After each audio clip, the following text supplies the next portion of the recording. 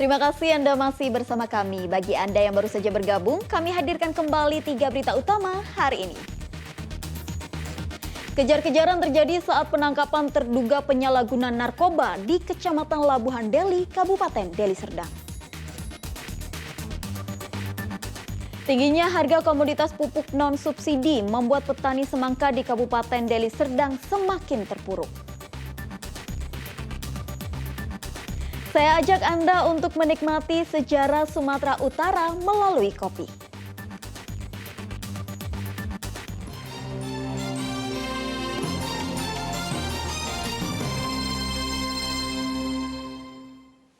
Masih tingginya harga komoditas pupuk kimia non-subsidi di kalangan petani membuat petani semangka di Kabupaten Deli Serdang semakin terpuruk. Tingginya biaya produksi tanaman membuat petani mengurangi pemakaian pupuk kimia non-subsidi. Akibatnya buah semangka ukurannya mengecil. Tingginya harga pupuk non-subsidi membuat petani mengurangi takaran pupuk di tanaman semangka. Akibatnya buah semangka ukurannya mengecil. Jika dipupuk secara maksimal, semangka akan memiliki berat rata-rata 8 kg, namun kini menurun hanya 4 kg bahkan hingga 2 kg per buah. Pupuk bersubsidi dari pemerintah yaitu pupuk urea dan pupuk SS hingga kini harganya Rp145.000 per saknya. Cara pembeliannya harus menggunakan kartu keluarga. Sedangkan pupuk non-subsidi seperti MPK per saknya mencapai Rp500.000. Salah satu petani semangka di Kabupaten Deli Serdang, Warsito, berharap ketersediaan pupuk di pasaran kembali normal dan harganya terjangkau. Kecil-kecil, Pak, karena kita kekurangan pupuk. Karena pupuk di sini kan subsidi, setiap habis padi pupuk udah nggak ada. Jadi kita selama pupuk semangka ini kekurangan pupuk, yang ada non subsidi. Kan mahal, Pak. Kita kan petani semangka, harga kan tidak sesuai. Kadang bisa 1.000, bisa 2.000. Kalau kita pakai pupuk yang mahal, bisa kita apalah rugi gitu.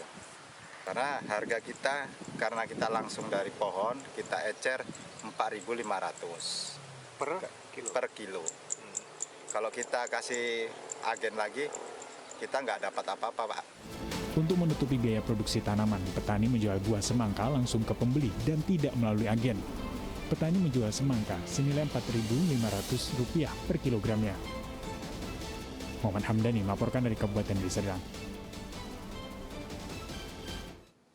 Sidang gugatan paguyuban warga Komplek Taman Malibu Indah terhadap PT Taman Malibu Indah kembali digelar di Pengadilan Negeri Medan. Penggugat meminta hakim mengabulkan gugatan agar pengelolaan fasilitas umum dan fasilitas sosial diserahkan kepada pemerintah Kota Medan. Sidang gugatan paguyuban warga Komplek Taman Malibu Indah terhadap PT Taman Malibu Indah yang diketuai oleh Fauzul Hamdi kembali digelar di Pengadilan Negeri Medan Kamis pekan lalu. Sidang beragendakan penyerahan kesimpulan dari masing-masing penggugat dan tergugat. Hakim menunda persidangan hingga 2 pekan mendatang dengan agenda putusan. Usai persidangan, kuasa hukum penggugat Rifini Simanjuntak menjelaskan bahwa penggugat meminta agar PT Taman Malibu Indah menyerahkan pengelolaan fasilitas umum dan fasilitas sosial kepada pemerintah Kota Medan. Dari kesimpulan kami mendukung untuk gugatan, di mana kami juga mendukung program pemerintah untuk yang seharusnya fasum, fasos, prasarana, sarana, dan utilitas pada suatu komplek itu seharusnya diserahkan dan dikelola oleh pemerintah setempat.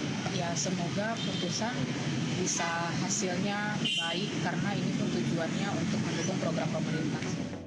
Terkait gugatan ini, Guru Besar USU ahli hukum bisnis berpendapat bahwa dalam undang-undang diatur regulasi pengelolaan fasilitas umum dan fasilitas sosial merupakan tanggung jawab pemerintah setempat. Jika pengembang atau pihak ketiga mengajukan diri sebagai pengelola, seharusnya dilakukan dalam bentuk perjanjian legal dengan para pemilik rumah tinggal. Itu sudah diatur di beberapa peraturan yang tersebar di dalam undang-undang juga bahwa fasum itu pasti menjadi tanggung jawab pemerintah daerah setempat, gitu ya. Apa yang umum itu air, listrik, sampah, ya. Bisa dibayangkan kalau setiap perumahan punya manajemen sendiri, bikin listrik sendiri, bikin sendiri kan nggak mungkin. Sebenarnya mesti kita pikiran juga pemerintah daerah itu punya tanggung jawab yang cukup berat, tapi kan sudah dibantu oleh developer dibangunkan untuk masyarakat, betul nggak? Ya. PUPR kita misalnya, wah kalau nggak ada itu bedah rumah, membangun itu kan tugas pemerintah. Tapi ketika ada itu dilakukan oleh misalnya pihak swasta, setelah selesai ikutin aja aturan mainnya, ikutin aja aturan perundang-undangnya, yang mana dikelola sendiri, yang mana diserahkan. Itu aja.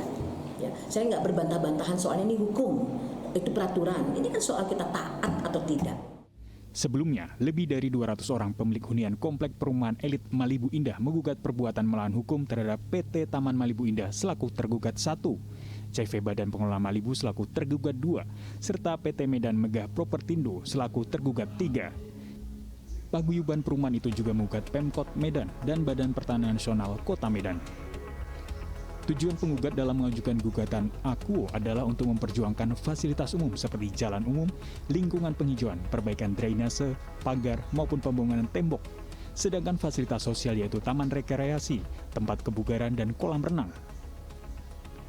Dalam gugatannya, para pemilik hunian menyertakan katalog dan brosur penjualan rumah 25 tahun lalu. Tuti Alawiyah Lubis melaporkan dari Kota Medan.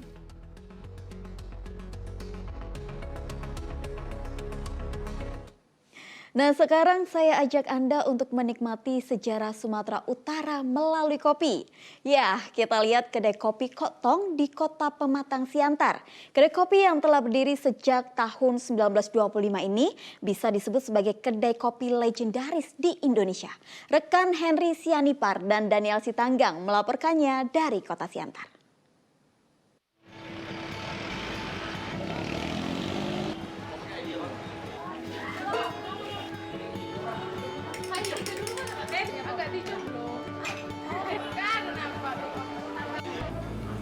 Menyeruput sejarah Sumatera Utara, meresap nostalgia di Sumatera Utara. Inilah yang saya rasakan di sini, di kedai kopi Koktong yang sudah berdiri sejak 1925. Anda bisa bayangkan, hampir seabad kedai ini telah berdiri. Kopi Koktong mewakili nostalgia itu. Saya ingin merasakan nostalgia yang sebenarnya.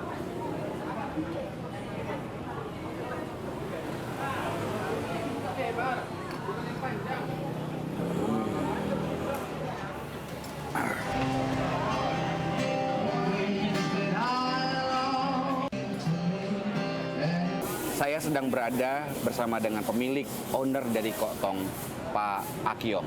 Pak Akyong, terima kasih sudah bersama saya. Kita tos dulu merayakan hampir seabad Koktong. Kita akan berbincang lagi dengan Pak Akyong yang akan langsung membuat kopi Koktong ini.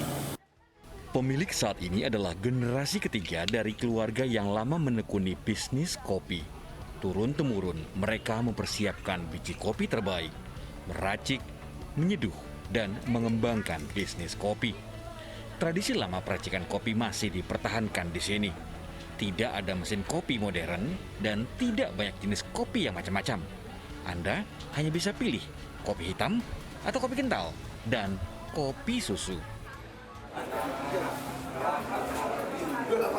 Nah, saudara, saat ini saya sudah bersama dengan owner dari Koktong, Ya. Pak Akyong. Ya. Pak Akyong, bagaimana sebenarnya rahasia dari Koktong sehingga bisa bertahan sejak 1925? Bagaimana cara pembuatannya, Pak Akyong? Ya, Ceritakan. ini adalah pembuatan kopi secara SOP ya, secara Ya. klasik gitu ya. Klasiknya. Jadi Kopinya kopi coba dari kopi apa rahasianya? Boleh, ya? Ya, boleh. Ini rahasianya kopi Koktong dari Robusta. Arabica? Robusta campur Arabica. Robusta campur Arabica, oke? Oke, jadi kopi sesuai dengan takarannya 4 scoop ya. Iya. 4 scoop dibuat jadi satu ini ya, satu tong. Iya. Jadi ini 1, 2, ya kan? Iya. Sesudah Ini itu buat takaran aja ya? Ya. Kopi dikocok, Oke. dikocok. Ini tetap di tempat lahan yang panas. Dikocok. Ya. Ya, sesudah itu kopi masukkan disaring. Ini bahan-bahan masih lama-lama semua ya? Iya, masih yang lama. Masih lama dipertahankan ya? Apa Iya. itu rahasia juga? Ya itu kainnya mesti per 3 bulan diganti Oh, oke. itu ya. Jadi kopi ada 2 tipe. Kalau ibu-ibu biasanya begini penyaringannya. Oke. Nah, satu. Jadi satu yang begini. Kenapa harus dibedakan begitu? Itu kita laki-laki lebih kuat tenaganya. Oh. Nah, jadi kopi disaring sekali, lalu dimasukkan sekali lagi. Ya. Nah, lalu kopi ini udah siap saji. Nah, taruh di sini dulu. Oke. Jadi kopinya airnya dibuang dulu. Kopi Air panas tadi ya? Iya, air panas tadi. Supaya bersih dulu ya? Iya, supaya bersih dan gelasnya tetap panas. Oke. Ini yang kita minum punya ini. Oh. 3 ya sama si Dwi ya. Oke. Ya.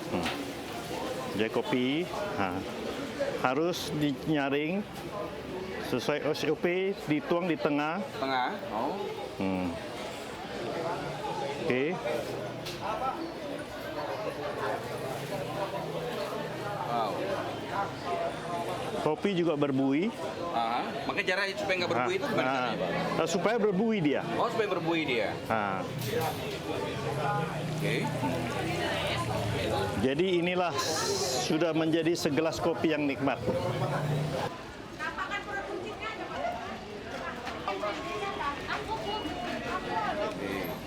Artinya sejarah masih terus dipertahankan oleh Pak. Ya, mutu apa tetap dijaga. Oke, itu saudara-saudara, sejarah dipertahankan di sini. Menyesap nostalgia sejarah dengan Koptong. Henry Sianipar dan Daniel Sitanggang melaporkan dari Kota Siantar.